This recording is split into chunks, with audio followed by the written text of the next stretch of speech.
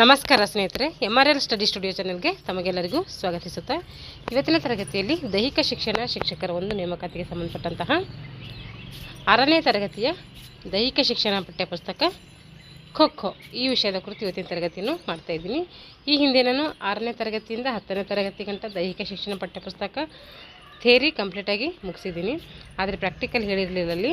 ಇವಾಗ ಏನು ಮಾಡ್ತಿದ್ದೀನಿ, ಥಿಯರಿ ಜೊತೆಗೆ ಪ್ರಾಕ್ಟಿಕಲ್ನು ಕೂಡ ನಾನು ಎರಡು ಕಂಬೈನ್ ಮಾಡಿ ಕ್ಲಾಸನ್ನು ಮಾಡಬೇಕಂತೇಳಿ ಸ್ಟಾರ್ಟ್ ಮಾಡಿದ್ದೀನಿ. ಏಕೆಂದರೆ ನಮ್ಮದು ಪ್ರಾಕ್ಟಿಕಲಲ್ಲೂ ಕೂಡ ನಮಗೇನು ಮಾಡ್ತವೆ, ಕ್ವಶನ್ಸ್ ಬರೋದರಿಂದ ಯಾವ ಸ್ಕಿಲ್ ಯಾವ ಒಂದು ಗೇಮಲ್ಲಿ ಬರುತ್ತೆ, ಈ ಪದ ಯಾವ ಗೇಮಲ್ಲಿ ಬರುತ್ತೆ ಇದು ಕೇಳ್ತಾರೆ. ಅದಕ್ಕೋಸ್ಕರ ಒಂದ್ಸರಿ ನಮ್ಗೆ ಥಿಯರಿ ರಿವಿಷನ್ ಆದಂಗೂ ಆಗುತ್ತೆ, ಪ್ರಾಕ್ಟಿಕಲ್ ಕೂಡ ನೋಡ್ಕೊಂಡಂಗೆ ಆಗುತ್ತೆ ಅಂಥೇಳಿ ಎರಡು ಕಂಬೈನಾಗಿ ಮಾಡ್ತಾಯಿದ್ದೀನಿ. ಯಾರೆಲ್ಲ ಈ ಒಂದು ದೈಹಿಕ ಶಿಕ್ಷಣ ಶಿಕ್ಷಕರ ಒಂದು ನೇಮಕಾತಿಗೆ ಪ್ರಿಪ್ರೇಷನ್ ಮಾಡ್ತಾಯಿದ್ದೀರೋ ಅವರು ಈ ತರಗತಿಗಳನ್ನು ಬಳಸ್ಕೊಳ್ಳಿ ಅಂತ ಹೇಳ್ತಾ ಇವತ್ತಿನ ತರಗತಿಯನ್ನು ಪ್ರಾರಂಭಿಸ್ತಾ ಇದ್ದೀನಿ. ಈ ಒಂದು ಖೋಖೋ ಪಾಠದಲ್ಲಿ ಏನು ತಿಳ್ಕೊತೀವಿ ಅಂದರೆ, ಖೋಖೋ ಆಟದ ಇತಿಹಾಸ ತಿಳ್ಕೊತೀವಿ, ಹಾಗೆ ಖೋಖೋ ಆಟದ ಮೈದಾನದ ಅಳತೆ, ಖೋಖೋ ಆಟದ ನಿಯಮಗಳು, ಇದು ಥಿಯರಿಯಲ್ಲಿ ತಿಳ್ಕೊತೀವಿ.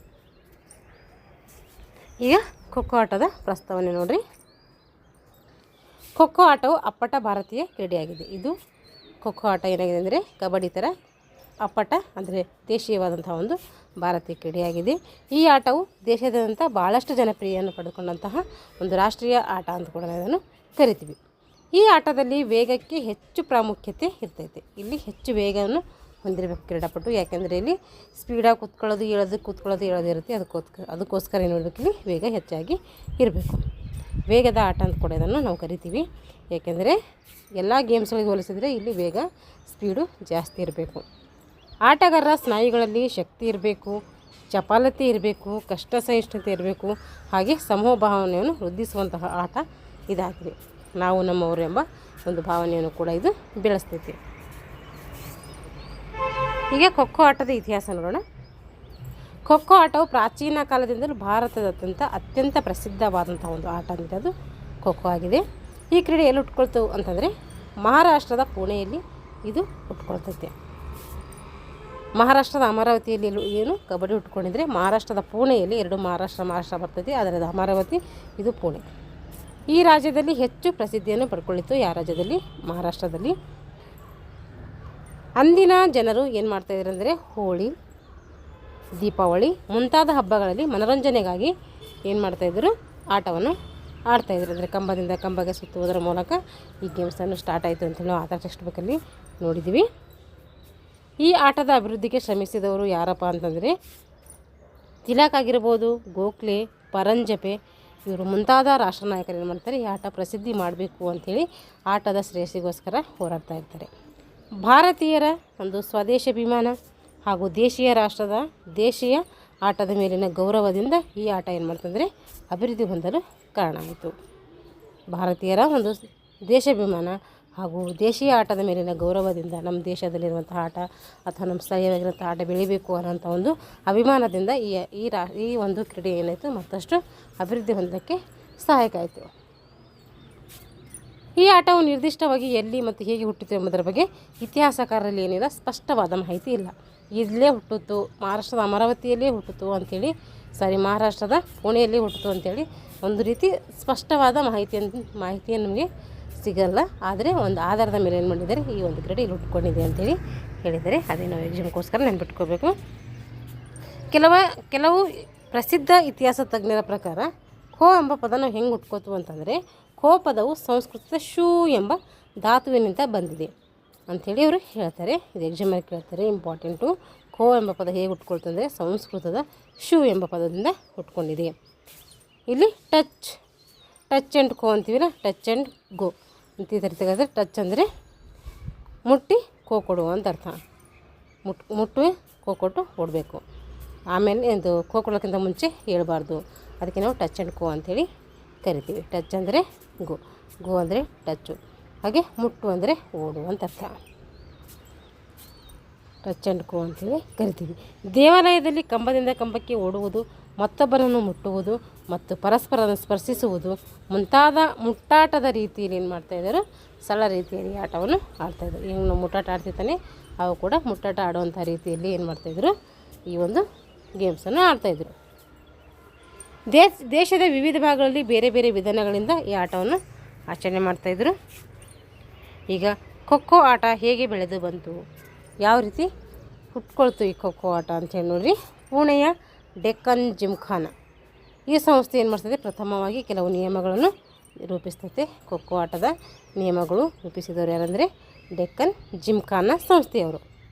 ಆಮೇಲೆ ಬರೋಡಾ ಜಿಮ್ಖಾನ ಸಂಸ್ಥೆ ಏನು ಮಾಡ್ತಂದ್ರೆ ಈ ಆಟಕ್ಕೆ ಹಲವಾರು ನಿಯಮಗಳು ಏನು ಮಾಡ್ತು, ಪ್ರಕಟಣೆ ಮಾಡಿದ್ದು ಕೇಳಿದರೆ ಬರೋಡಾ ಜಿಮ್ಖಾನ, ರೂಪಿಸಿದ್ದು ಕೇಳಿದರೆ ಡೆಕ್ಕನ್ ಜಿಮ್ಖಾನ. ಮಹಾರಾಷ್ಟ್ರದ ಅಖಿಲ ಮಹಾರಾಷ್ಟ್ರ ಶಾರೀರಿಕ ಶಿಕ್ಷಣ ಮಂಡಳಿ ಈ ಆಟದ ತರಬೇತಿ ಕೋರ್ಸ್ಗಳನ್ನು ಕೂಡ ಪ್ರಾರಂಭಿಸಿ ಈ ಆಟದ ನಿಯಮಾವಳಿಗಳ ಪುಸ್ತಕವನ್ನು ಕೂಡ ಬರೀತು. ಖೋಖೋ ಆಫ್ ರೂಲ್ಸ್ ಅಂಥೇಳಿ ಒಂದು ಪುಸ್ತಕ ಕೂಡ ಖೋಖೋಗೋಸ್ಕರ ಬರೀತಾರೆ. ಮಹಾರಾಷ್ಟ್ರದ ಅಖಿಲ ಮಹಾರಾಷ್ಟ್ರ ಶಾರೀರಿಕ ಶಿಕ್ಷಣ ಮಂಡಳಿ ಈ ಆಟದ ತರಬೇತಿ ಕೋರ್ಸ್ಗಳನ್ನು ಏನು ಮಾಡ್ತು, ಪ್ರಾರಂಭ ಮಾಡ್ತು. ಈ ಆಟದ ನಿಯಮಾವಳಿ ಪುಸ್ತಕವನ್ನು ಕೂಡ ಪ್ರಕಟಣೆ ಮಾಡ್ತು. 1936ರಲ್ಲಿ ಬರ್ಲಿನ್ ಒಲಿಂಪಿಕ್ಸ್ನಲ್ಲಿ ಖೋಖೋ ಕೂಡ ಸೇರಿಸಿದರು. ನಿಯಮಗಳು ಪ್ರಕಟಣೆ ಮಾಡಿದವರು ಯಾರು ಅಂಥೇಳಿ ಕೇಳ್ತಾರೆ. ಅಖಿಲ ಮಹಾರಾಷ್ಟ್ರ ಶಾರೀರಿಕ ಶಿಕ್ಷಣ ಮಂಡಳಿ ಏನು ಮಾಡ್ತದೆ, ಈ ಒಂದು ನಿಯಮಗಳನ್ನು ಪ್ರಕಟಣೆ ಮಾಡ್ತೈತೆ.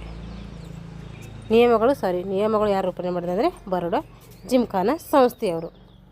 ತರಬೇತಿ ಯಾರು ನೀಡ್ತಾ ಇದ್ದಾರೆ, ತರಬೇತಿ ಕೋರ್ಸ್ಗಳು ಪ್ರಾರಂಭ ಮಾಡಿದ್ದು ಯಾವುದಂದರೆ ಶಾರೀರಿಕ ಶಿಕ್ಷಣ ಮಂಡಳಿ. ಇದು ಮಹಾರಾಷ್ಟ್ರದಲ್ಲಿ ಕಂಡುಬರ್ತೈತೆ. 1957ರಲ್ಲಿ kho-kho federation of India KKFI ಅಂತೇಳಿ ಕರಿತೀವಿ, ಅದು ಅಸ್ತಿತ್ವಕ್ಕೆ ಬಂತು. ಎಲ್ಲ ಒಂದು ಸಂಸ್ಥೆಗಳಿಗೆ ಒಂದೊಂದು ಕ್ರೀಡಾ ಸಂಸ್ಥೆಗಳಿರ್ತವೆ. ಹಾಗೆ ಖೋಖೋ ಕೂಡ ಒಂದು ಕ್ರೀಡಾ ಸಂಸ್ಥೆ ಇದ್ದು ಅದು KKFI ಅಂತ ಕರಿತೀವಿ. ಯಾವಾಗ ಬಂತಪ್ಪ ಆ ಸಂಸ್ಥೆ ಅಂತಂದರೆ 1957ರಲ್ಲಿ ಅಸ್ತಿತ್ವಕ್ಕೆ ಬರ್ತೈತೆ. ಕಾಲಕ್ರಮೇಣ ಆಟದಲ್ಲಿ ಅನೇಕ ರೀತಿಯ ಬದಲಾವಣೆ ಹೊಂದಿ ಹಲವು ಹೊಸ ವಿಧಾನಗಳು ಮತ್ತು ಕೌಶಲ್ಯಗಳು ಬಳಕೆಗೆ ಬಂದವು. ಪ್ರಥಮ ಬಾರಿಗೆ ರಾಷ್ಟ್ರೀಯ ಖೋಖೋ ಚಾಂಪಿಯನ್ಶಿಪ್ ಎಲ್ಲಿ ನಡೀತು ಅಂದರೆ ಆಂಧ್ರ ಪ್ರದೇಶದ ವಿಜಯವಾಡದಲ್ಲಿ ನಡೀತೈತೆ. KKFI ಹಾಗೂ ಇನ್ನಿತರ ಕೆಲವು ಸಂಘಟನೆಗಳು ಖೋಖೋ ಕ್ರೀಡೆಯ ಉನ್ನತಿಗಾಗಿ ಏನು ಮಾಡ್ತವೆ, ಶ್ರಮಿಸ್ತವೆ. ಆಂಧ್ರ ಪ್ರದೇಶದ ವಿಜಯವಾಡದಲ್ಲಿ ಪ್ರಥಮ ಬಾರಿಗೆ ರಾಷ್ಟ್ರೀಯ ಖೋಖೋ ಚಾಂಪಿಯನ್ಶಿಪ್ ನಡೀತೈತೆ. KKFI ಮತ್ತು ಇನ್ನಿತರ ಕೆಲವು ಸಂಘಟನೆಗಳು ಏನು ಮಾಡ್ತವೆ ಅಂದರೆ ಖೋಖೋ ಕ್ರೀಡೆಯ ಉನ್ನತಿಗಾಗಿ ಅವು ಶ್ರಮಿಸ್ತವೆ. ಮೈದಾನದ ಪರಿಚಯ ಮತ್ತು ಅಳತೆ. ಅಂತಿಮ ರೇಖೆ ನೋಡಿರಿ, ಏನು ಮೆಜರ್ಮೆಂಟ್ ಇರ್ತಾರೆ, ಗ್ರೌಂಡ್ ಮೆಜರ್ಮೆಂಟ್, ಅದು ಅಂತಿಮ ರೇಖೆ. ಇದು ಮೈದಾನದ ಅಗಲವನ್ನು ಸೂಚಿಸುತ್ತದೆ. ಈ ರೀತಿ ಇದು ಅಂತಿಮ ರೇಖೆ, ಇದಕ್ಕೇನಂತೀವಿ ಅಂತಿಮ ರೇಖೆ ಅಂತ ಹೇಳ್ತೀವಿ. ಇದು ಮೈದಾನದ ಅಗಲ, ಇದು ಅಗಲ ಅಂತ ಹೇಳ್ತೀವಿ, ಇದು ಉದ್ದ ಅಂತ ಹೇಳ್ತೀವಿ. ಇದು ಕೊನೆ ರೇಖೆ ಅಂದ್ರೆ ಒಂದೇ, ಅಗಲ ರೇಖೆ ಅಂದ್ರೆ ಒಂದೇ ಬರ್ತೈತೆ.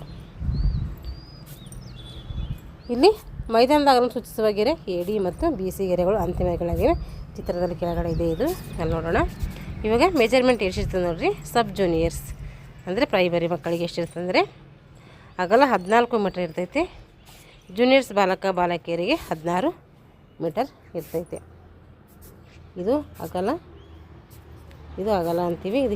ಇದು ಎಷ್ಟಿರ್ತದಪ್ಪ ಅಂದರೆ ಜೂನಿಯರ್ಸ್ ಬಾಲಕ, ಸಬ್ ಜೂನಿಯರ್ಸ್ ಬಾಲಕ ಅಂದರೆ ಪ್ರಾಥಮಿಕ ಮಕ್ಕಳಿಗೆ ಎಷ್ಟಿರ್ತದೆ 14.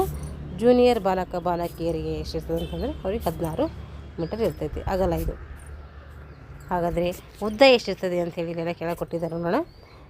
ಪಕ್ಕದ ರೇಖೆ ಇವು ಮೈದಾನದ ಉದ್ದವನ್ನು ಸೂಚಿಸುವ ಗೆರೆಗಳಾಗಿವೆ. AB ಮತ್ತು DC ಅಂತೇಳಿ ನಾವು ಗುರುತಿಸ್ತೀವಿ. AB DC ಎಲ್ಲವರಿ ಅಂತಂದರೆ ಕೆಳಗಡೆ ಮೆಜರ್ಮೆಂಟ್, ಗ್ರೌಂಡ್ ಮೆಜರ್ಮೆಂಟ್ ಇದೆ, ಅಲ್ಲಿ ನೋಡೋಣ. ಇವಾಗ ಇದು ಎಷ್ಟಿರ್ತದೆ ನೋಡಿರಿ ಉದ್ದ. ಜೂನಿಯರ್ ಬಾಲಕ ಅಥವಾ ಬಾಲಕಿಯರ ಉದ್ದ ಎಷ್ಟಿರ್ತದೆ ಅಂದರೆ 27 ಮೀಟರ್. ಏನಿದು ಉದ್ದ ಹೇಳ್ತೀವಲ್ಲ, ಇದು ಉದ್ದ ಅಂತ ಕರಿತೀವಿ. ಇದು ಅಗಲ ಆಯಿತು. ಉದ್ದ ಎಷ್ಟಿರ್ತದೆ ಅಂದರೆ ಜೂನಿಯರ್ ಬಾಲಕ ಬಾಲಕಿಯರಿಗೆ 27 ಮೀಟರ್ ಇದ್ದರೆ ಸಬ್ ಜೂನಿಯರ್ಸ್ ಅಂದರೆ ಪ್ರೈಮರಿ ಮಕ್ಕಳಿಗೆ 23 ಮೀಟರ್ ಇರ್ತೈತೆ. ಇಲ್ಲಿದೆ ನೋಡಿರಿ ಗ್ರೌಂಡ್ ಮೆಜರ್ಮೆಂಟು. ಇದು ಅಗಲ ಅಂತ ಕರಿತೀವಿ ಅಥವಾ ಎಂಡ್ ಲೈನ್ ಅಂತೇಳಿ ಕರಿತೀವಿ. ಇದಕ್ಕೆ ಇದು ಎಷ್ಟಿರ್ತದೆ 16 ಮೀಟರ್ ಜೂನಿಯರ್ ಬಾಲಕ ಬಾಲಕಿಯರಿಗೆ ಇರ್ತೈತೆ. ಪ್ರೈಮರಿ ಮಕ್ಕಳಿಗೆ 14 ಮೀಟರ್ ಇರ್ತೈತೆ. ಇದು ಅಗಲ. ಇದು ಅಗಲ ಎಷ್ಟಿರ್ತೈತೆ ಜೂನಿಯರ್ ಬಾಲಕ ಬಾಲಕಿಯರಿಗೆ 27 ಮೀಟರ್ ಇದ್ದರೆ ಸಬ್ ಜೂನಿಯರ್ಸ್ ಬಾಲಕ ಬಾಲಕಿಯರಿಗೆ 23 ಮೀಟರ್ ಇರ್ತೈತೆ. ಇದಕ್ಕೇನಂತೀವಿ ನಾವು ಕಂಬ. ಇಲ್ಲಿ ಕಂಬ ಇರೋದರಿಂದ ಕಂಬದ ಗೆರೆ ಅಂಥೇಳಿ ಕರಿತೀವಿ.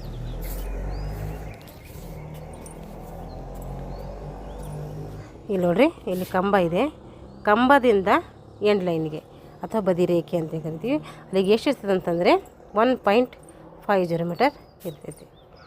ಹಾಗೆ ಕಂಬದಿಂದ ಮೊದಲನೇ ಗೆರೆಗೆ ಇರ್ತದೆ, ಅದನ್ನು ಕೂಡ ಸೇಮ್ ಇರ್ತೈತಿ 1.50. ಇದು 1.50 ಪುರುಷರಿಗೆ, ಇದು ಸಬ್ ಜೂನಿಯರ್ಸ್ ಬಾಲಕರಿಗೆ ಮತ್ತು ಬಾಲಕಿಯರಿಗೆ. ಹಾಗೆ ಜೂನಿಯರ್ ಬಾಲಕರಿಗೆ ಏನಿರ್ತೈತೆ, ಕಂಬದ ರೇಖೆ ಬದಿಗೆರೆಗೆ ಎಷ್ಟಿರ್ತದೆ ಅಂದರೆ 1.50 ಇಬ್ಬರಿಗೂ ಸೇಮ್ ಇರ್ತದೆ ಅಂತ ಅರ್ಥ. ಇದು ಇವಾಗ ನೋಡಿರಿ,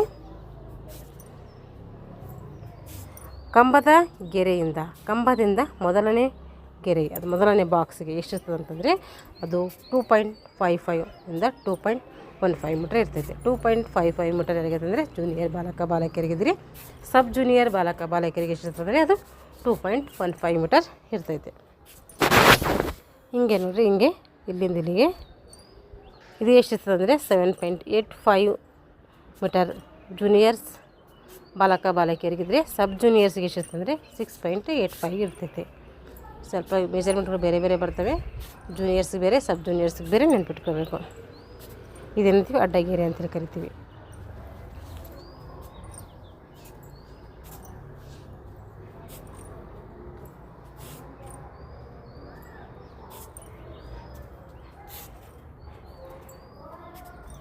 ಇವಾಗ ನೋಡ್ರಿ, ಕಂಬದ ಗೆರೆಯಿಂದ ಮೊದಲನೇ ಗೆರೆಗೆ ಎಷ್ಟಾಯಿತು, ಆದರೆ ಎರಡನೇ ಅಂದರೆ ಮೊದಲನೇ ಗೆರೆಗಿಂದ ಆಮೇಲೆ ಏನು ಬಾಕ್ಸ್ಗಳು ಬರ್ತಾವಲ್ಲ ಅವೆಲ್ಲ ಎಷ್ಟಿರ್ತವೆ ಅಂತಂದರೆ ಒಂದೊಂದಕ್ಕೆ ಎಷ್ಟಿರ್ತಾವೆ ಅಂದರೆ 2.30. ಸಬ್ ಜೂನಿಯರ್ಸ್ಗಿದ್ರೆ, ಇದು ಜೂನಿಯರ್ಸ್ಗಿದ್ರೆ 1.90 ಮೀಟರ್ ಅದು ಸಬ್ ಜೂನಿಯರ್ಸ್ಗೆ ಇರ್ತವೆ.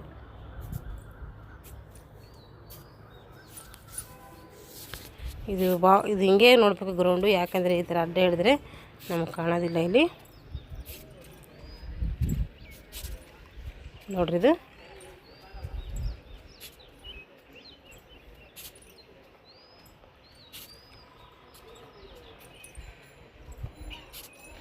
ಮಧ್ಯದ ಓಣೆ ಅಂತ ಕರಿತೀವಿ. ಮಧ್ಯದ ಓಣೆ ಎಷ್ಟಿದೆ ಅಂದರೆ 23.50 ಮೀಟರ್ ಜೂನಿಯರ್ಸ್ಗಿದ್ರೆ 19.19 ಮೀಟರ್ ಅದು ಸಬ್ ಜೂನಿಯರ್ಸ್ಗೆ ಇರ್ತೈತೆ. ಇದು ಮುಕ್ತಾಯದ ಗೆರೆ. ಇದು ಇಲ್ಲಿ ನೋಡ್ರಿ, ಇವಾಗ ಇದ್ರದೆಲ್ಲ ಏನು ಕೊಟ್ಟಿದ್ದಾರೆ ಮೆಜರ್ಮೆಂಟಲ್ಲಿ ಮತ್ತೆ ಇಲ್ಲಿ ಕೊಟ್ಟಿದ್ದಾರೆ. ಚಿತ್ರದಲ್ಲಿ ಏನಿದೆ ABCD ಆಯತ ಮೈದಾನ ಅಂತ ಕರಿತೀವಿ. ಇದು ಮೈದಾನ ಬೇರೆ, ಅಂಕಣ ಬೇರೆ. ಸರಿ ನೋಡ್ರಿ, ಇದು ಮೈದಾನ. ಇದು ಏನಂತೀವಿ ಒಳಗಿಂದು, ಇದು ಅಂಕಣ ಅಂಥೇಳಿ ಕರಿತೀವಿ. ಇದು ಮೈದಾನ ಅಂದರೆ ಆ ಒಂದು ಗ್ರೌಂಡ್, ಯಾವುದೇ ಒಂದು ಗ್ರೌಂಡ್ ಹಾಕಿದ ಮೇಲೆ ಅಲ್ಲೊಂದು 3-4 ಮೀಟ್ರ್ ಏನು ಮಾಡ್ತಾರೆ, ಮೈದಾನ ಹಾಕ್ತಾರೆ. ಸುತ್ತ ಎಲ್ಲ ಒಂದು ಇವೆಂಟ್ಗಳಂದರೆ ಎಲ್ಲ ಒಂದು ಗೇಮ್ಸ್ಗಳಿಗೂ ಕೂಡ ಮೈದಾನ ಕಂಪಲ್ಸರಿ ಇರುತ್ತೆ. ಆ ಮೈದಾನ ದಾಟ್ಕೊಂಡು ಬೇರೆ ಯಾರಾದರೂ ಹೊರಗೆ ಬರಬಾರ್ದು ಅಂತೇಳಿ ಆ ರೀತಿ ಪ್ರತಿಯೊಂದು ಗ್ರೌಂಡ್ಗೆ ಏನು ಮಾಡ್ತಾರೆ, ಮೈದಾನ ಹಾಕಿರ್ತಾರೆ. ಇಲ್ಲಿ ಅಂತಿಮ ರೇಖೆ ಮತ್ತು ಪಕ್ಕದ ರೇಖೆಗಳನ್ನು ಸೇರಿಕೊಂಡು ಉಂಟಾಗುವ ಆಯತಾಕಾರದ ಕ್ಷೇತ್ರವೇ ಖೋ ಮೈದಾನ ಅಂಥೇಳಿ ಕರಿತೀವಿ. ಅಂತಿಮ ರೇಖೆ ಮತ್ತು ಪಕ್ಕದ ರೇಖೆಗಳು ಸೇರಿಕೊಂಡು ಏನಾಗ್ತವೆ, ಏನೊಂದು ಆಯತಾಕಾರದ ಒಂದು ಮೆಜರ್ಮೆಂಟ್ ರೆಡಿ ಆಗುತ್ತಲ್ಲ ಅದಕ್ಕೆ ಏನಂತೀವಿ, ಖೋ ಮೈದಾನ ಅಂತೇಳಿ ಕರಿತೀವಿ. ಈಗ ಅಂಕಣ, EFGH ಒಳಗೊಂಡ 2 ಕಂಬ ಗೆರೆಗಳ ನಡುವಿನ ಕ್ಷೇತ್ರಕ್ಕೆ ಏನಂತೀವಿ ನಾವು ಕೋರ್ಟ್ ಅಂತೇಳಿ ಕರಿತೀವಿ. ಅಂಕಣ ಹೇಳೋದಲ್ಲ, ಈ ರೀತಿ ಇದು ಮೈದಾನ ಆದರೆ ಇದರೊಳಗಡೆ ಏನು ಮೆಜರ್ಮೆಂಟ್ ಆಗಿತ್ತಲ್ಲ ಇದು ಅಂಕಣ. ಇದಕ್ಕೇನಂತೀವಿ ನಾವು ಅಂಕಣ ಅಂಥೇಳಿ ಕರಿತೀವಿ. 2 ಗಟ್ಟಿಯಾದ ಮರದ ಕಂಬಗಳನ್ನು ಅಂಕಣದ ಎರಡೂ ಬದಿಗಳಲ್ಲಿ ಏನು ಮಾಡ್ತಾರೆ, ಕಂಬದ ರೇಖೆ ಅಥವಾ ಮಧ್ಯದ ಓಣಿ ಸಂಧಿಸುವಂತಹ ಭಾಗದಲ್ಲಿ ಏನು ಮಾಡ್ತಾರೆ, ಭೂಮಿಗೆ ಲಂಬವಾಗಿ ಕಂಬಗಳು ಹೋಳಿರ್ತವೆ. ಕಂಬ ನೋಡಿದಿರ್ತಾನೆ ನೀವು, ನಾವು ಖೋ ಆಡಿದ್ದೀವಿ ಅಂದರೆ ಆ ಕಂಬಗಳು ಹೆಂಗಿರ್ತವೆ ಅಂತ ನಮಗೆ ಅದರ ಕಲ್ಪನೆ ಇರುತ್ತೆ. ಆ ಕಂಬಗಳು ಏನು ಮಾಡ್ತಾರೆ, ಹೋಳಿರ್ತಾರೆ. ಇಲ್ಲಿ MN ಅಂತ ಕೊಟ್ಟಿದ್ದಾರೆ, ಅಂದರೆ ಇಲ್ಲೆಲ್ಲ ಅದ್ರದ್ದು ಇದೆ ಮೆಜರ್ಮೆಂಟ್ ಇದು ಕೊಟ್ಟಿದ್ದಾರೆ ನೋಡಿರಿ.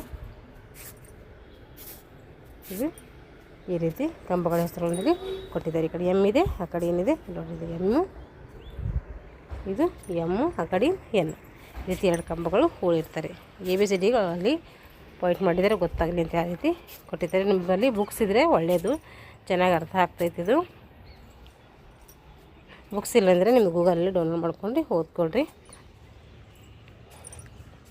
ಹಾಗಾದರೆ ಕಂಬದ ಎತ್ತರ ಎಷ್ಟಿರ್ತೈತಿ ಅಂತಂದರೆ, ಕಂಬದ ಎತ್ತರ ಬಂದುಬಿಟ್ಟು 120 120ರಿಂದ 125 ಸೆಂಟಿಮೀಟರ್ ಎತ್ತರ ಇರ್ತದೆ. ಹಾಗಾದರೆ ಕಂಬದ ವ್ಯಾಸ ಎಷ್ಟಿರ್ತದೆ ಅಂದರೆ 9ರಿಂದ 10 ಸೆಂಟಿಮೀಟರ್ ವ್ಯಾಸ ಹೊಂದಿರ್ತೈತೆ. GH ಮತ್ತು GF ಏನಾಗಿದೆ ಕಂಬದ ರೇಖೆಗಳಾಗಿದ್ದಾವೆ. ಈಗ ಕಂಬ ರೇಖೆಗಳು EH ಮತ್ತು GF ಗೆರೆಗಳನ್ನು ಕಂಬ ಗೆರೆಗಳಂತೇಳಿ ನಾವು ಕರಿತೀವಿ. EH ಮತ್ತು GF ಗೆರೆಗಳನ್ನು ಅಂತೀವಿ ಕಂಬ ಗೆರೆಗಳು ಅಂತೇಳಿ ಕರಿತೀವಿ. ಇವಾಗ ಅಡ್ಡ ಓಣಿ ಇದಕ್ಕೇನಂತೀವಿ ನಾವು ಅಡ್ಡ ಓಣಿ ಅಂತೇಳಿ ಕರಿತೀವಿ. ಅಡ್ಡ ಓಣಿ ನೋಡಿರಿ, X ಮತ್ತು Y ಒಂದು ಪಕ್ಕದ ಗೆರೆಯಿಂದ ಇನ್ನೊಂದು ಪಕ್ಕದ ಗೆರೆಯವರೆಗೆ, ಒಂದು ಪಕ್ಕದ ಗೆರೆಯಿಂದ ಇನ್ನೊಂದು ಪಕ್ಕದ ಗೆರೆಯವರೆಗೆ 35 ಅಥವಾ 30 ಸೆಂಟಿಮೀಟರ್ ಅಥವಾ 1 ಅಡಿ ಅಗಲಳತೆಯಲ್ಲಿ ಒಂದಕ್ಕೊಂದು ಸಮಾನಾಂತರವಾಗಿ ಗುರುತಿಸಲ್ಪಟ್ಟಿರುವ ಗೆರೆಗಳೇನಂತ ನಾವು ಅಡ್ಡ ಓಣಿ ಅಂಥೇಳಿ ಕರಿತೀವಿ. ಇವುಗಳ ಉದ್ದಳತೆ ಸಬ್ ಜೂನಿಯರ್ಸ್ ವಿಭಾಗಕ್ಕೆ 14 ಮೀಟರ್ ಆದರೆ ಜೂನಿಯರ್ ವಿಭಾಗಕ್ಕೆ ಎಷ್ಟಿರುತ್ತೆ 16 ಮೀಟರ್ ಇರ್ತೈತೆ. ಅಂದರೆ ಅಡ್ಡ ಓಣಿ ಅಂದರೆ ಅಗಲ ಅಂತ ಕರಿತೀವಲ್ಲ ಅವಕ್ಕೆ ನಾವು ಅಡ್ಡ ಓಣಿಗಳಂತೇಳಿ ಕರಿತೀವಿ. ನೋಡಿ ಇಲ್ಲಿ ತೋರಿಸ್ತೀನಿ ಒಂದ್ಸರಿ.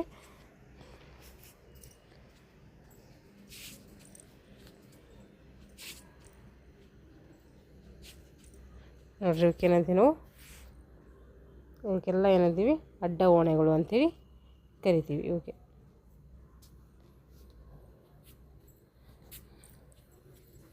ಇವಾಗ ಚೌಕ ನೋಡ್ರಿ, ಚೌಕ ಎಷ್ಟಿರುತ್ತೆ ಅಂದರೆ 30 × 35. ಅಂದರೆ ಇದು ಜೂನಿಯರ್ಸ್ಗೆ 30 ಇಂಟು ಅಗಲ ಇದ್ದರೆ 35 ಇಂಟು ಏನಾಗಿರುತ್ತೆ 30 ಸೆಂಟಿಮೀಟರ್ ಅಗಲ ಆಗಿದ್ದರೆ 35 ಸೆಂಟಿಮೀಟರ್ ಉದ್ದ ಆಗಿರುತ್ತೆ. ಇದು ಜೂನಿಯರ್ಸ್ಗೆ. 30 × 30 ಅಂದರೆ ಸಬ್ ಜೂನಿಯರ್ಸ್ಗೆ 30 ಸೆಂಟಿಮೀಟರ್ ಅಗಲ ಇರ್ತೈತೆ, 30 ಸೆಂಟಿಮೀಟರ್ ಉದ್ದ ಇರ್ತೈತೆ. ಈ ರೀತಿ 8 ಚೌಕಗಳಿರ್ತವೆ. ಒಂದು ಖೋಖೋ ಗ್ರೌಂಡ್ನಲ್ಲಿ ಎಷ್ಟು ಚೌಕಗಳಿರ್ತವೆ, ಬಾಕ್ಸ್ ಇರ್ತವೆ ಅಂದರೆ 8 ಬಾಕ್ಸ್ಗಳು ಇರ್ತವೆ.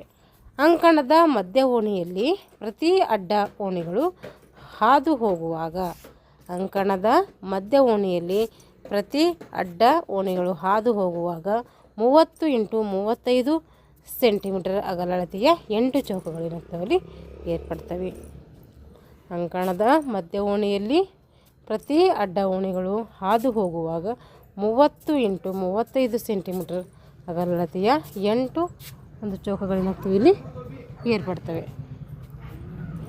ಇವುಗಳು ಮುಟ್ಟುವ ತಂಡದ ಆಟಗಾರರಿಗೆ ಕುಳಿತುಕೊಳ್ಳಲು ಏನು ಮಾಡ್ತದೆ ನಿರ್ದಿಷ್ಟಪಡಿಸಿದ ಸ್ಥಳಗಳಾಗಿ ಮಾರ್ಪಡ್ತವೆ. ಇವು 8 ಬಾಕ್ಸ್ಗಳು ಏನಿರ್ತವೆ ಅಂದರೆ ಇವು ಮುಟ್ಟುವ ತಂಡದ ಆಟಗಾರರಿಗೆ ಕುಳಿತುಕೊಳ್ಳುವಂತಹ ಒಂದು ನಿರ್ದಿಷ್ಟಪಡಿಸಿದಂತಹ ಬಾಕ್ಸ್ಗಳು ಇವು ಆಗಿರ್ತವೆ. ಈಗ ಮುಕ್ತ ವಲಯ ಇದಕ್ಕೇನಂತೀವಿ ADHE. ನೋಡ್ರಿ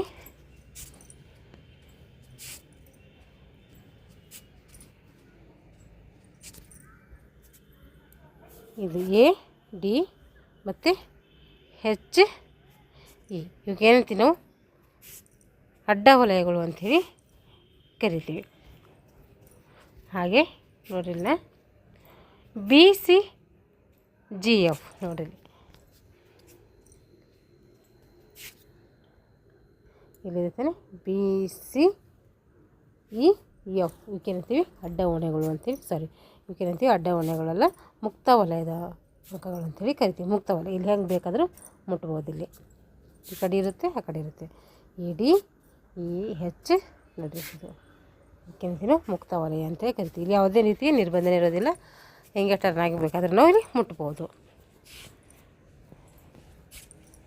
ಇವಾಗ ಲಾಬಿ ನೋಡ್ರಿ, ಮೈದಾನದ ಸುತ್ತಲೂ 1.50 ಮೀಟರ್ ಅಂತರದಲ್ಲಿ ಗುರುತಿಸಿದಂತಹ ಒಂದು ರೇಖೆಗೆ ಏನಂತೀವಿ ಲಾಬಿ ಅಂಥೇಳಿ ಕರಿತೀವಿ. ಈಗ ಚೇಜರ್ಸ್ ಅಥವಾ ಬೆನ್ನಟ್ಟುವವರು ಒಟ್ಟು ಎಷ್ಟು ಜನ ಇರ್ತಾರೆ ಅಂದರೆ 9 ಜನ ಇರ್ತಾರೆ. ಇವರಲ್ಲಿ 8 ಜನರು ಏನಿರ್ತಾರೆ 8 ಚೌಕಗಳಲ್ಲಿ ಕುಳಿತಿರ್ತಾರೆ. 9ನೇಯವನು ಸಕ್ರಿಯವಾಗಿದ್ದು ಅವನನ್ನು ಬೆನ್ನಟ್ಟಗಾರನು ಅಂಥೇಳಿ ಕರಿತೀವಿ. ಸಕ್ರಿಯ ಬೆನ್ನಟ್ಟುಗಾರ ಎದುರಾಳಿ ರಕ್ಷಣೆಗಾರನನ್ನು ಮುಟ್ಟಲು ಪ್ರಯತ್ನಿಸುವ 9ನೇ ಆಟಗಾರನಿಗೆ ಸಕ್ರಿಯ ಬೆನ್ನಟ್ಟುಗಾರ ಅಂಥೇಳಿ ಕರಿತೀವಿ.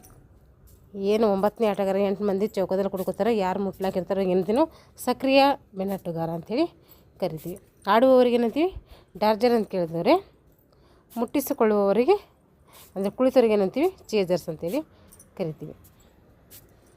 ಓಡುವವರು ಮುಟ್ಟುವವರನ್ನು ಹೊರತುಪಡಿಸಿದ ಯಾರು ಮುಟ್ತಾ ಇದ್ದಾರೋ ಅವರನ್ನು ಹೊರತುಪಡಿಸಿದಂತಹ ಎದುರಾಳಿ ಮುಟ್ಟುವವರಿಗೆ ಏನಂತ ಕರಿತೀವಿ ನಾವು ಚೇಜರ್ಸ್ ಅಂತ ಕರೆದರೆ, ಓಡುವವರಿಗೆ ಏನಂತೀವಿ ಡಾರ್ಜರ್ಸ್ ಅಂತೇಳಿ ಕೇಳ್ತೀವಿ. ಮುಟ್ಟುವವರನ್ನು ಬಿಟ್ಟು ಎದುರಾಳಿ ತಂಡಕ್ಕೆ ಓಡುವವರನ್ನು ಏನಂತೀವಿ ಡಾರ್ಜರ್ಸ್ ಅಂತೇಳಿ ಕರಿತೀವಿ. ಈಗ ರಕ್ಷಣೆಗಾರರು ಆಟ ಪ್ರಾರಂಭವಾದಾಗ ಅಂಕಣದಲ್ಲಿರುವ 3 ಜನ ತಪ್ಪಿಸಿಕೊಳ್ಳುವ ಆಟಗಾರರಿಗೆ ಏನಂತೀವಿ ರಕ್ಷಣೆಗಾರರು ಅಂಥೇಳಿ ಕರಿತೀವಿ. ಆಟ ಪ್ರಾರಂಭವಾದಾಗ ಅಂಕಣದಲ್ಲಿರುವಂತಹ 3 ಜನ ಅವರಿಗೇನಂತೀವಿ ನಾವು ರಕ್ಷಣೆಗಾರ, ಆಟಗಾರರಿಗೆ ತಪ್ಪಿಸಿಕೊಳ್ಳುವಂತಹ ಆಟಗಾರರಿಗೆ ರಕ್ಷಣೆಗಾರರು ಅಂಥೇಳಿ ನಾವು ಕರಿತೀವಿ. ಖೋ ಕೊಡುವುದು ಸಕ್ರಿಯ ಬೆನ್ನಟ್ಟುಗಾರನು ಆಟಗಾರನ ಹಿಂಭಾಗದಲ್ಲಿ ಬಂದು ತನ್ನ ಕೈಯಿಂದ ಮುಟ್ಟಿ ಜೋರಾಗಿ ಖೋ ಎಂದು ಹೇಳೋದಕ್ಕೆ ಅಂತೀವಿ ಖೋ ಕೊಡುವುದು ಅಂಥೇಳಿ ಕರಿತೀವಿ. ಈಗ ತಪ್ಪು. ಸಕ್ರಿಯ ದಾಳಿಗಾರನು ಮೈದಾನದಲ್ಲಿ ಯಾವುದೇ ನಿಯಮ ಉಲ್ಲಂಘಿಸಿದರೆ ಅದನ್ನು ತಪ್ಪು ಅಥವಾ ಫೌಲ್ ಅಂತೇಳಿ ಪರಿಗಣಿಸುವವರು. ತಪ್ಪು ಅಂತ ಯಾವಾಗ ಹೇಳ್ತೀವಿ ಅಂದರೆ ಸಕ್ರಿಯ ದಾಳಿಗಾರನು ಮೈದಾನದಲ್ಲಿ ಯಾವುದೇ ನಿಯಮ ಏನಾದರೂ ಉಲ್ಲಂಘನೆ ಮಾಡಿದರೆ ಅದನ್ನು ನಾವು ಹೇಳ್ತೀವಿ ತಪ್ಪು ಅಥವಾ ಫೌಲ್ ಅಂತೇಳಿ ಕರಿತೀವಿ. ಈಗ ದಿಕ್ಕು ಅಥವಾ ಮಾರ್ಗ ತೆಗೆದುಕೊಳ್ಳುವುದು ಒಂದು ಕಂಬದ ಗೆರೆಯಿಂದ ಇನ್ನೊಂದು ಕಂಬದ ಗೆರೆಯವರೆಗೆ ಅಥವಾ ಯಾವುದೇ ಗೆರೆಯ ಕಡೆಗೆ ಸಕ್ರಿಯ ಬೆನ್ನಟ್ಟುಗಾರನು ತೆಗೆದುಕೊಂಡ ಮಾರ್ಗಕ್ಕೆ ಏನಂತೀವಿ ದಿಕ್ಕು ಅಂತೇಳಿ ಕರಿತೀವಿ. ಒಂದು ಕಂಬದ ಗೆರೆಯಿಂದ ಇನ್ನೊಂದು ಕಂಬದ ಗೆರೆಯವರೆಗೆ ಅಥವಾ ಯಾವುದೇ ಗೆರೆಯ ಕಡೆಗೆ ಸಕ್ರಿಯ ಬೆನ್ನಟ್ಟುಗಾರನು ತೆಗೆದುಕೊಂಡಂತಹ ಮಾರ್ಗವೇನಂತೀವಿ ದಿಕ್ಕು ಅಂತೇಳಿ ಕರಿತೀವಿ. ಈಗ ಭುಜದ ಗೆರೆ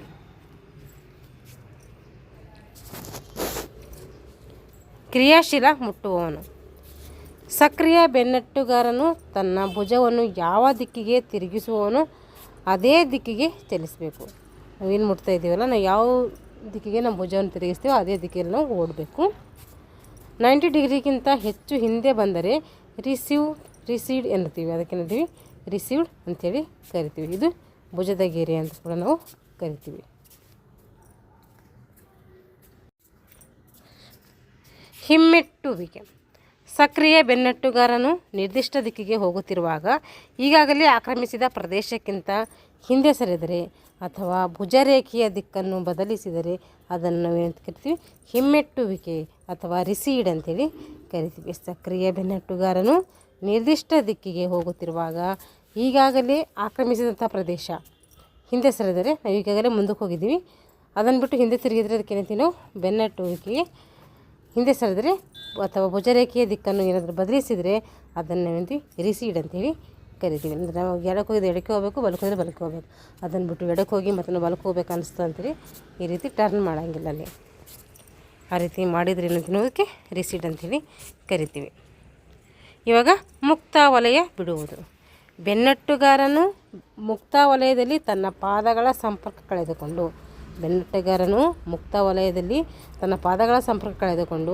ಅಂಕಣದಲ್ಲಿ ಪ್ರವೇಶಿಸಿದರೆ ಅದನ್ನು ಮುಕ್ತ ವಲಯ ಬಿಡುವುದು ಅಂತೇಳಿ ಕರಿತೀವಿ. ಬೆನ್ನಟ್ಟುಗಾರನು ಮುಕ್ತ ವಲಯದಲ್ಲಿ ತನ್ನ ಪಾದಗಳ ಸಂಪರ್ಕ ಕಳೆದುಕೊಂಡು ಅಂಕಣದಲ್ಲಿ ಏನಾದರೂ ಪ್ರವೇಶ ಮಾಡಿದರೆ ಅದನ್ನು ನಾವು ಮುಕ್ತ ವಲಯ ಬಿಡುವುದು ಅಂಥೇಳಿ ಕರಿತೀವಿ. ಈಗ ಮೈದಾನದ ಹೊರಗೆ ರಕ್ಷಣಾತ್ಮಕ ಆಟಗಾರನು ಅಥವಾ ಡಾರ್ಜರ್ ತನ್ನ ಎರಡೂ ಪಾದಗಳಿಂದ ಆಟದ ಮೈದಾನ ಸಂಪರ್ಕವನ್ನು ಕಳೆದುಕೊಂಡು ಮೈದಾನದ ಹೊರಗೆ ಸಂಪರ್ಕವನ್ನು ಹೊಂದಿದರೆ ಅಥವಾ ರಕ್ಷಣೆ ಆಟಗಾರನು ಮೈದಾನದಿಂದ ಹೊರಗೆ ಎಂದು ನಾವೇನು ಮಾಡ್ತೀವಿ ಅದನ್ನು ಪರಿಗಣಿಸ್ತೀವಿ. ರಕ್ಷಣಾತ್ಮಕ ಆಟಗಾರ ಅಥವಾ ಡಾರ್ಜರ್ಗೆ ತನ್ನ ಎರಡೂ ಪಾದಗಳಿಂದ ಏನು ಮಾಡ್ತಾನೆ ಆಟದ ಮೈದಾನ ಸಂಪರ್ಕ ಕಳೆದುಕೊಳ್ತಾನೆ, ಅಂದರೆ ಮೈದಾನದ ಸಂಪರ್ಕವನಿಗೆ ಇರೋದಿಲ್ಲ. ಅಂತಹ ಸಂದರ್ಭದಲ್ಲಿ ಮೈದಾನದ ಹೊರಗಿನ ಸಂಪರ್ಕವನ್ನು ಏನಾದರೂ ಹೊಂದಿದರೆ ರಕ್ಷಣೆ ಆಟಗಾರನನ್ನು ಏನು ಮಾಡ್ತೀವಿ ಮೈದಾನದಿಂದ ಹೊರಗೆ ಅಂಥೇಳಿ ಪರಿಗಣಿಸ್ತೀವಿ. ಈಗ ಪ್ರವೇಶ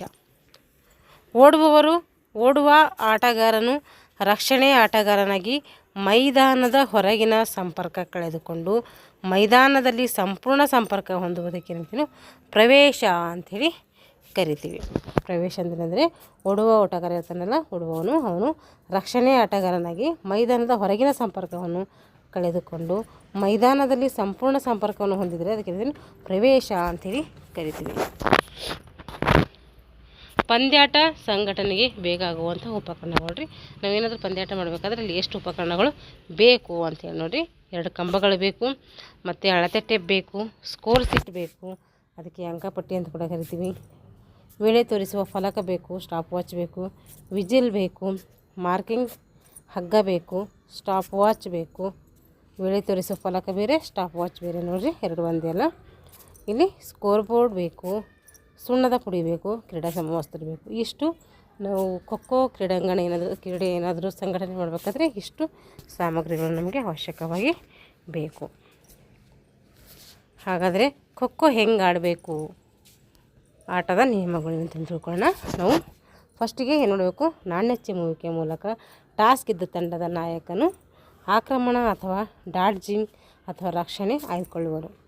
ನಾಣ್ಯ ಚಿಮ್ಮಿದ ಮೇಲೆ ಟಾಸ್ ಗೆದ್ದಂತಹ ತಂಡದ ನಾಯಕ ಏನು ಮಾಡ್ತಾನೆ ಅಂದರೆ, ಯಾರು ಇರ್ತಾರೆ ಅವರು ಆಕ್ರಮಣ ಅಥವಾ ಡಾಡ್ಜಿಂಗ್ ಅಥವಾ ರಕ್ಷಣೆಯನ್ನು ಏನು ಮಾಡ್ತಾನೆ, ಆಯ್ದುಕೊಳ್ತಾನೆ.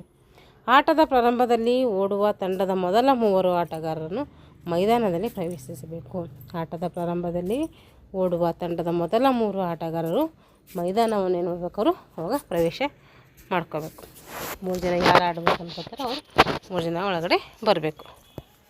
ಆಟ ಪ್ರಾರಂಭವಾದ ನಂತರ ಮುಟ್ಟುವವರು ಖೋ ಪಡೆಯಲಾರದೆ ತಮ್ಮ ಸ್ಥಳದಿಂದ ಏಳಬಾರದು. ಆಟ ಪ್ರಾರಂಭದ ಮೇಲೆ ಯಾರು ನಿಮಗೆ ಟಚ್ ಆ್ಯಂಡ್ ಖೋ ಕೊಡೋದಿಲ್ವೋ ಅಲ್ಲಿ ಗಂಟ ಟಚ್ ಆ್ಯಂಡ್ ಖೋ ಕೊಟ್ಟ ಮೇಲೆ ಏಳಬೇಕು. ಅದಕ್ಕಿಂತ ಮುಂಚೆ ನಾವು ಏಳಬಾರ್ದು. ಅಥವಾ ಕುಳಿತ ದಿಕ್ಕನ್ನು ಕೂಡ ನಾವಲ್ಲಿ ಬದಲಾಯಿಸಬಾರ್ದು. ಈಗ ಒಬ್ಬರು ಏನು ಮಾಡ್ತೀವಿ, ನಾವು ಪೂರ್ವ ಪಶ್ಚಿಮಕ್ಕೆ ಹಾಕಿರ್ತಾರೆ ಇದು ಗ್ರೌಂಡು, ಅವ್ರು ಪೂರ್ವಕ್ಕೆ ಕುಂತಿರು, ಅವ್ರು ಪಶ್ಚಿಮಕ್ಕೆ ಕುಂತಿರ್ತಾರೆ. ಅದಕ್ಕೆ ಆ ದಿಕ್ಕನ್ನು ಕೂಡ ನಾವು ಏನು ಮಾಡ್ಬೋದು, ಯಾವ ದಿಕ್ಕಿಗೆ ಕುಂತೀವಿ ಆ ದಿಕ್ಕನ್ನು ಕೂಡ ಬದಲಾಯಿಸಬಾರ್ದು. ಸಕ್ರಿಯ ಬೆನ್ನಟ್ಟುಗಾರನು ಕುಳಿತ ಆಟಗಾರನ ಹಿಂಬದಿಯಿಂದ ಬೆನ್ನಿಗೆ ಮುಟ್ಟಿ ಖೋ ಕೊಡಬೇಕು. ದಾಳಿಗಾರನು ಖೋ ಪಡೆಯದೆ ಹೇಳುವಂತಿಲ್ಲ. ನೀವು ಖೋ ಅಂದ್ರೆ ಮಾತ್ರ ಹೇಳ್ಬೇಕು, ಖೋ ಕೊಡೋದೆ ನೀವು ಹೇಳೋಕ್ಕೆ ಹೋಗ್ಬಾರ್ದು. ಆ ಥರ ಇದ್ರೆ ಏನಾಗ್ತದೆ, ಅಡ್ವಾನ್ಸ್ ಖೋ ಆಗ್ತೈತೆ. ಅದಕ್ಕೋಸ್ಕರ ಟಚ್ ಆ್ಯಂಡ್ ಮಾಡಿ ಖೋ ಕೊಟ್ಟರೆ ಮಾತ್ರ ನೀವು ಅಲ್ಲಿಂದ ಹೇಳ್ಬೇಕು. ಸಕ್ರಿಯ ಬೆನ್ನಟ್ಟುಗಾರನು ಒಮ್ಮೆ ಒಂದು ಅಡ್ಡಗೆರೆ ಸಂಪರ್ಕ ಕಳೆದುಕೊಂಡರೆ ಅದೇ ದಿಕ್ಕಿನಲ್ಲಿ ಮುಂದುವರೆದು ಮುಂದಿನ ಆಟಗಾರರಿಗೆ ಖೋ ಕೊಡಬೇಕು ಅಥವಾ ಹಿಂದೆ ಬರುವಂತಿಲ್ಲ. ಸಕ್ರಿಯ ಬೆನ್ನಟ್ಟುಗಾರನು ಒಮ್ಮೆ ಒಂದು ಅಡ್ಡಗೆರೆ ಸಂಪರ್ಕ ಕಳೆದುಕೊಂಡ್ರೆ ಅದೇ ದಿಕ್ಕಿನಲ್ಲಿ ಮುಂದುವರೆದರೆ ಮುಂದಿನ ಆಟಗಾರನಿಗೆ ಏನು ಮಾಡಬೇಕು, ಖೋ ಕೊಡಬೇಕು. ಆತನು ಹಿಂದೆ ಬರುವಂತಿಲ್ಲ. ಸಕ್ರಿಯ ಬೆನ್ನಟ್ಟುಗಾರ ಇರ್ತಾನಲ್ಲ, ಅವನು ಒಮ್ಮೆ ಏನಾದರೂ ಅಡ್ಡಗೆರೆ ಸಂಪರ್ಕ ಕಳೆದುಕೊಂಡ್ರೆ ಅವಾಗ ಏನು ಮಾಡಬೇಕು, ಅದೇ ದಿಕ್ಕಿನಲ್ಲಿ ಮುಂದುವರೆದು ಮುಂದಿನ ಆಟಗಾರನಿಗೆ ಏನು ಖೋ ಕೊಡಬೇಕು. ಅದು ಬಿಟ್ಟು ಹಿಂದಿನಿಂದ ನೀವು ಬಂದು ಖೋ ಕೊಡುವಂಗಿಲ್ಲ. ಸಕ್ರಿಯ ಬೆನ್ನಟ್ಟುಗಾರನು ಅಡ್ಡಗೆರೆಯಿಂದ ನೇರವಾಗಿ ಚಲಿಸುತ್ತಿರುವಾಗ ಎಡಕ್ಕೆ ಅಥವಾ ಬಲಬದಿಗೆ ಹೋಗುವ ಅವಕಾಶ ಅಲ್ಲಿ ಪಡೆದಿರ್ತಾನೆ. ಬೆನ್ನಟ್ಟುಗಾರನು ಓಡುವವರಿಗೆ ಅಡೆತಡೆ ಮಾಡಬಾರ್ದು. ಯಾರು ಬೆನ್ನಡ್ತಾ ಇದ್ದಾರೋ ಅವರಿಗೆ ಏನು ಮಾಡಬಾರ್ದು, ಅಡೆತಡೆ ಮಾಡಬಾರ್ದು. ಮುಕ್ತ ವಲಯದಲ್ಲಿ ಮುಟ್ಟುವವರಿಗೆ ಯಾವುದೇ ನಿರ್ಬಂಧ ಇಲ್ಲಿ ಇರುವುದಿಲ್ಲ. ಆಟದಲ್ಲಿ ಸಕ್ರಿಯ ಬೆನ್ನಟ್ಟುಗಾರನು ಅಂಕಣದ ಹೊರಗೆ ಹೋಗ್ಬೋದು. ಆಟದಲ್ಲಿ ಸಕ್ರಿಯ ಬೆನ್ನಟ್ಟುಗಾರ ಏನಿರ್ತಾನೆ ಅವನು ಅಂಕಣದ ಹೊರಗೆ ಹೋಗ್ಬೋದು. ಆದರೆ ಹೊರಗೆ ಹೋದಾಗಲೂ ತಾನು ಕ್ರಮಿಸುವ ದಿಕ್ಕನ್ನು ಏನು ಮಾಡಬಾರ್ದು, ಬದಲಾಯಿಸಬಾರ್ದು. ರಕ್ಷಣಾತ್ಮಕ ಆಟಗಾರನು ಬದಿರೇಖೆ ಅಥವಾ ಅಂತಿಮ ಗೆರೆಯಿಂದ ಮೈದಾನದೊಳಗಿನ ಸಂಪರ್ಕ ಏನಾದರೂ ಕಳೆದುಕೊಂಡು ಹೊರಗೆ ಹೋದರೆ ಏನಂತೀವಿ, ಔಟ್ ಅಂತೇಳಿ ಕೊಡ್ತೀವಿ. ಏನು ರಕ್ಷಣಾತ್ಮಕ ಆಟಗಾರ ಇರ್ತಾನಲ್ಲ ಅವನು ಬದಿರೇಖೆ ಅಥವಾ ಅಂತಿಮ ಗೆರೆಯನ್ನು ದಾಟಿ ಮೈದಾನದ ಹೊರಗೆ ಹೋದರೆ ಅವನನ್ನು ಅಂತೀವಿ ಔಟ್ ಅಂತೇಳಿ ಹೇಳ್ತೀವಿ. ನಿಯಮ ಉಲ್ಲಂಘಿಸದೆ ದಾಳಿಗಾರನು ಓಡುವವರನ್ನು ಕೈಯಿಂದ ಮುಟ್ಟಿದರೆ ಅವನನ್ನು ಹೇಳ್ತೀವಿ ಔಟ್ ಕೊಡಬೇಕು. ಕಾಲಿನಿಂದ ಮುಟ್ಟಲಿರಲಿ ಅವಕಾಶ ಇರೋದಿಲ್ಲ. ಸಕ್ರಿಯ ಬೆನ್ನಟ್ಟುಗಾರನು ನಿಯಮ ಉಲ್ಲಂಘಿಸಿದಾಗ ತೀರ್ಪುಗಾರನು ಏನು ಮಾಡಬೇಕು, ಸಣ್ಣ ಸೀಟಿ ಊದಿ ಫೌಲ್ ಸಂಕೇತ ನೀಡುವನು. ಆಗ ಸಕ್ರಿಯ ಬೆನ್ನಟ್ಟುಗಾರನು ತನ್ನ ತಪ್ಪನ್ನು ಏನು ಮಾಡ್ತಾನೆ, ತಿದ್ದುಕೊಳ್ಬೇಕು. ತನ್ನ ತಪ್ಪನ್ನು ತೆಗೆದುಕೊಂಡು ಸಾಗುತ್ತಿರುವ ದಿಕ್ಕನ್ನು ಬದಲಾಯಿಸಿ ವಿರುದ್ಧ ದಿಕ್ಕಿಗೆ ಹೋಗಬೇಕು ಅಥವಾ ವಿರುದ್ಧ ದಿಕ್ಕಿಗೆ ಏನು ಮಾಡಬೇಕು, ಖೋವನ್ನು ಪಡಿಬೇಕು. ಈಗ ಪಂದ್ಯದ ನಿಯಮಗಳು ನೋಡಿರಿ, ಇಷ್ಟು ಆಟದ ನಿಯಮಗಳದು. ಈಗ ಪಂದ್ಯದ ನಿಯಮಗಳು. ಖೋಖೋ ಆಟವೊಂದರಲ್ಲಿ ಎಷ್ಟಿರ್ತಾರೆ, 12 ಜನ ಆಟಗಾರ ಇರ್ತಾರೆ. ಅವರಲ್ಲಿ 9 ಜನ ಆಡುವವರು, 3 ಜನ ಏನಿರ್ತಾರೆ ಬದಲಿ ಆಟಗಾರ ಇರ್ತಾರೆ. ಒಂದು ಪಂದ್ಯದಲ್ಲಿ 2 ಇನ್ನಿಂಗ್ಸ್ ಇರ್ತವೆ. ಪ್ರತಿ ಇನ್ನಿಂಗ್ಸ್ನಲ್ಲಿ ಓಡುವ ಮತ್ತು ಮುಟ್ಟುವ ಸರದಿಗಳು ಕಂಡುಬರ್ತವೆ. ಈಗ ಪಂದ್ಯದ ಸಮಯ ನಿಮಿಷಗಳಲ್ಲಿ ನೋಡಿರಿ. 1ನೇ ಸುತ್ತು 9 ನಿಮಿಷ ಆಡಬೇಕು. ಪುರುಷರು, ಕಿರಿಯರು ಅಥವಾ ಬಾಲಕ ಬಾಲಿಕರು ಇವರು ನೋಡಿರಿ 9 ನಿಮಿಷ ಆಟ ಆಡಬೇಕು. 1ನೇ ಸರದಿಯಲ್ಲಿ 5 ನಿಮಿಷ ರೆಸ್ಟ್ ತೊಗೋಬೇಕು, ಮತ್ತು 9 ನಿಮಿಷ. ಇದು 2 ಇನ್ನಿಂಗ್ಸ್ ಮುಗಿದು ದೀರ್ಘ ವಿಶ್ರಾಂತಿ 9 ನಿಮಿಷ ಇರ್ತೈತೆ. ಮತ್ತು 3ನೇ ಸುತ್ತಿನಲ್ಲಿ 9 ನಿಮಿಷ ಆಡಬೇಕು, ಮತ್ತು ಅಲ್ಪ ವಿಶ್ರಾಂತಿ ತೊಗೋಬೇಕು. ಮತ್ತು 4ನೇ ಸುತ್ತಿನಲ್ಲಿ 9 ನಿಮಿಷ ಆಡಬೇಕು. ಟೋಟಲ್ ಏನಾಗುತ್ತೆ, ಇದು 55 ನಿಮಿಷ ಆಗುತ್ತೆ ಪುರುಷರಿಗೆ, ಕಿರಿಯರಿಗೆ, ಬಾಲಕ ಮತ್ತು ಬಾಲಕಿಯರಿಗೆ. ಈಗ ಸಬ್ ಜೂನಿಯರ್ಸ್ಗೆ ನೋಡಿರಿ, ಇಲ್ಲಿ 7 ನಿಮಿಷ ಆಡಬೇಕು, 3 ನಿಮಿಷ ಲಘು ವಿಶ್ರಾಂತಿ, ಮತ್ತು 7 ನಿಮಿಷ ಆಡಬೇಕು, ಮತ್ತು 6 ನಿಮಿಷ ದೀರ್ಘ ವಿಶ್ರಾಂತಿ, ಮತ್ತು 7 ನಿಮಿಷ ಏನಾಗುತ್ತೆ ಇಲ್ಲಿ, ಮತ್ತು 7 ನಿಮಿಷ ಆಡಬೇಕು, ಮತ್ತು 3 ನಿಮಿಷ ಅಲ್ಪ ವಿಶ್ರಾಂತಿ, ಮತ್ತು 3 ನಿಮಿಷ ಆಡಬೇಕು. ಒಟ್ಟು 40 ನಿಮಿಷಗಳ ಆಟ ಆಗಿರ್ತೈತೆ. ಈಗ ಇಲ್ಲಿ ಗಂಟೆ ಏನು ತಾತ್ವಿಕ ವಿಭಾಗ ಥಿಯರಿ ನೋಡಿದೆವು, ಆ ಒಂದು ಥಿಯರಿಗೆ ಸಂಬಂಧಪಟ್ಟಂತಹ ಪ್ರಶ್ನೆ ತಗೊಳ್ಳೋಣ. ಜೂನಿಯರ್ ಬಾಲಕರ ಖೋಖೋ ಅಂಕಣದ ಉದ್ದ ಎಷ್ಟಿರ್ತೈತಿ? ಜೂನಿಯರ್ ಬಾಲಕರು ಕೇಳ್ತಾ ಇದ್ದಾರೆ. ಅವ್ರದ್ದು ಉದ್ದ 27 ಮೀಟರ್ ಆಗಿದ್ದರೆ ಅಗಲ ಎಷ್ಟಾಗಿರುತ್ತೆ? ಅಗಲ 16 ಮೀಟರ್ ಆಗಿರ್ತೈತಿ. ಉದ್ದ 27, ಅಗಲ 16 ಮೀಟರ್. ಸಬ್ ಜೂನಿಯರ್ಸ್ ಕೇಳಿದ್ರೆ 23 ಮೀಟರ್ ಉದ್ದ ಆಗಿರ್ತೈತೆ, 14 ಮೀಟರ್ ಅಗಲ ಆಗಿರ್ತೈತೆ. ಖೋಖೋ ಆಟವು ಡ್ಯಾಶ್ ರಾಜ್ಯದಲ್ಲಿ ಅಸ್ತಿತ್ವಕ್ಕೆ ಬಂತಂದರೆ ಮಹಾರಾಷ್ಟ್ರದಲ್ಲಿ ಅಸ್ತಿತ್ವಕ್ಕೆ ಬರ್ತೈತೆ. ಖೋಖೋ ಆಟದ ನಿಯಮಗಳನ್ನು ಪ್ರಪ್ರಥಮವಾಗಿ ಡ್ಯಾಶಲ್ಲಿ ಜಾರಿಗೆ ಬಂದಿತ್ತು. 1924ರಲ್ಲಿ ಜಾರಿಗೆ ಬರ್ತವೆ. ಅದು ಬರೋಡಾ ಜಿಮ್ಖಾನಾ ಸಂಸ್ಥೆಯವರು ಅನೇಕ ನಿಯಮಗಳನ್ನು ಮಾಡ್ತಾರೆ, ರೂಪಿಸ್ತಾರೆ. ಪ್ರಪ್ರಥಮವಾಗಿ ಅಂತ ಕೇಳಿದ್ರೆ 1914ರಲ್ಲಿ ನಿಯಮಗಳು ಬರ್ತವೆ. ಅದು ಡೆಕ್ಕನ್ ಜಿಮ್ಖಾನಾ ಸಂಸ್ಥೆ ಏನು ಮಾಡ್ತೈತೆ, ಪ್ರಥಮವಾಗಿ ನಿಯಮಗಳನ್ನು ರೂಪಿಸುತ್ತೆ. ಆಮೇಲೆ ಏನು ಮಾಡ್ತೈತೆ, 1924ರಲ್ಲಿ ಬರೋಡಾ ಜಿಮ್ಖಾನಾ ಸಂಸ್ಥೆ ಅನೇಕ ನಿಯಮಗಳನ್ನು ಮಾಡ್ತದಲ್ಲಿ ಪ್ರಕಟಣೆ ಮಾಡ್ತೈತೆ.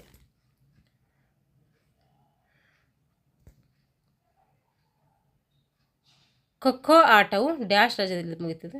ಇದನ್ನು ಮುಗಿತು. ಖೋಖೋ ಕಂಬದ ಎತ್ತರ ಎಷ್ಟಿರ್ತೈತಿ ಅಂದರೆ 120ರಿಂದ 125 ಸೆಂಟಿಮೀಟರ್ ಇರ್ತೈತಿ. ನೋಡ್ರಿ, ಬಿಟ್ಟ ಸ್ಥಳ ತುಂಬವು. ಖೋ ಎಂಬ ಪದವು ಡ್ಯಾಶ್ ಎಂಬ ಧಾತುವಿನಿಂದ ಬಂದಿದೆ ಅಂದರೆ ಸು ಎಂಬ ಧಾತುವಿನಿಂದ ಬಂದಿದೆ. ಅಖಿಲ ಭಾರತ ಖೋಖೋ ಫೆಡರೇಷನ್ ಯಾವಾಗ ಅಸ್ತಿತ್ವಕ್ಕೆ ಬಂದಿತ್ತು ಅಂದರೆ 1957ರಲ್ಲಿ ಅಸ್ತಿತ್ವಕ್ಕೆ ಬರ್ತೈತಿ. 1936ರ ಡ್ಯಾಶ್ ಒಲಿಂಪಿಕ್ಸ್ನಲ್ಲಿ ಈ ಆಟವನ್ನು ಪ್ರದರ್ಶನ ಮಾಡಲಾಯ್ತಂದರೆ ಬರ್ಲಿನ್ ಒಲಿಂಪಿಕ್ಸ್ನಲ್ಲಿ ಏನು ಮಾಡ್ತೀವಿ ನಾವು ಸೇರಿಸ್ತೀವಿ. ಹೊಂದಿಸಿ ಬರೆಯಿರಿ.